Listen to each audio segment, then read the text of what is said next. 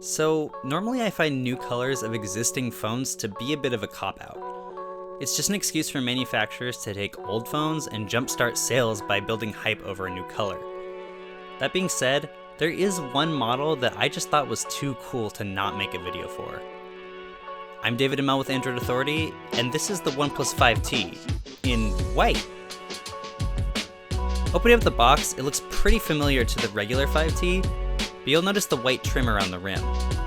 Once you actually take it out of the box, that's when you start to notice that this is a whole new experience. You also get this nice clear case so you can show off that white to all your friends.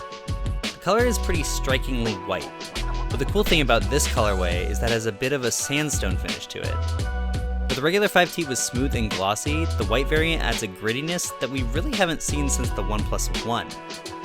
It also adds a nice grip when you're holding the phone without a case, and I'm pretty tempted to use it without one for the next couple weeks. The buttons and logo are a stark black color, and it looks really great with the dark camera lens.